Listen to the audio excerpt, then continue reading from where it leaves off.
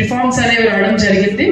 మనము ఇందాక చెప్తున్నట్టు నిర్మలా సీతారామన్ గారు మాట్లాడుతున్నారు, కానీ మనకు మాత్రం అది అర్థం కాదు. మనకేంటి ఉపయోగం అనేది ఫైనల్ గా యాజ్ ఎ ఎండ్ కన్స్యూమర్, నేను షాప్కి వెళ్ళినప్పుడు కానీ నేను ఏదైనా వస్తువు కొన్నప్పుడు నాకేంటి ఉపయోగం దానివల్ల అనేది మనకి అవగాహన చాలా తక్కువ ఉంటుంది. యూజువల్ గా ఈ టాక్సేషన్ కానీ ఇవన్నీ కూడా కాంప్లికేటెడ్ సబ్జెక్ట్స్, మన దగ్గర చాలా ట్యాక్స్ ల్యాబ్స్ ఉండడం కానీ రకరకాల కారణాల వల్ల. కానీ ఈ లాస్ట్ 1 month ప్రోగ్రామ్ చేపట్టడం, మన ప్రభుత్వం చేపట్టడం, ప్రతి BOA ద్వారా, ప్రతి అర్బన్ గ్రూప్స్ ద్వారా, సచివాలయాల ద్వారా, ప్రతి మహిళలు కానీ ప్రతి కుటుంబంలో కానీ ఈ మెసేజ్ అనేది 1 month నుంచి తీసుకెళ్లడం ద్వారా అవేర్నెస్ అనేది మన జిల్లాలో కానీ మన రాష్ట్రంలో కూడా చాలా బాగా అవేర్నెస్ దీని వల్ల వచ్చింది.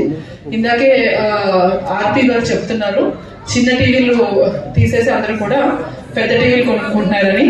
అది ఆనందపడాలో బాధపడాలో తెలియలేదు నాకు పర్సనల్ గా. మీరు పెద్ద టీవీ కొనుక్కున్నందుకు ఆనందంగా ఉంది, కానీ టీవీ తక్కువసేపు చూస్తే ఇంకా అందరూ కుటుంబ సభ్యులందరూ ఆనందంగా ఉంటారు అనేది నా పర్సనల్ ఒపీనియన్. సో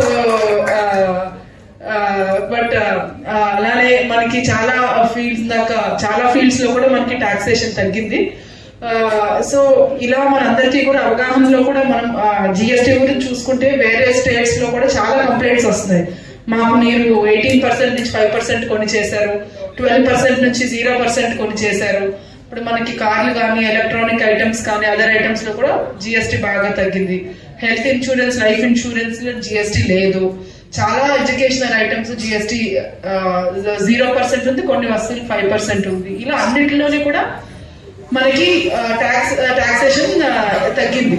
ఇది మన వేరే రాష్ట్రాల్లో చాలా కంప్లైంట్స్ వచ్చినా సరే మన రాష్ట్రంలో ఈ స్కీమ్ లాస్ట్ 1 month నుంచి అవేర్నెస్ తీసుకెళ్లడం వల్ల బాగా కంప్లైంట్స్ కూడా తక్కువ వచ్చినాయి అనేది ఈ ప్రోగ్రామ్ యొక్క సక్సెస్ మన స్టేట్ గవర్నమెంట్ కి.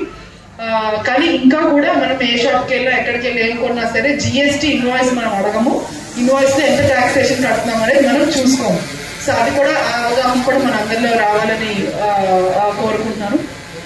ఇదే కాకుండా ఇక్కడ చాలా మందిని అడగడం జరిగింది అన్ని స్టాల్స్కి వెళ్ళినప్పుడు.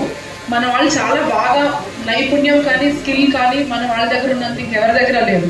కానీ ఆ స్కిల్ ని ఎలా మార్కెటింగ్ చేసుకోవాలి అనే దగ్గర మనం కొంత లోపిస్తున్నాము. ఇందాక మన స్టాల్స్ దగ్గర చాలా మంది మంచి వంటలు కానీ, చేనేత చీరలు కానీ, లేదంటే పచ్చడి కానీ, లోకల్ గా చేసే స్వీట్స్ కానీ, బ్యాగ్లు కానీ అన్ని బాగా చేస్తున్నాం. కానీ మార్కెటింగ్ అనేది గ్యాప్, మేము ఇంకా చేయగలుగుతాం, ఇంకా మీరు మంచిగా మార్కెటింగ్ ప్లాట్ఫామ్స్ చేస్తే అని వస్తున్నారు. సో మీరు ఎవరికైనా ఇన్నోవేటివ్ ఐడియాస్ ముందుకు రావాలని కోరుకుంటున్నాం. మా తరఫు నుంచి కూడా మేము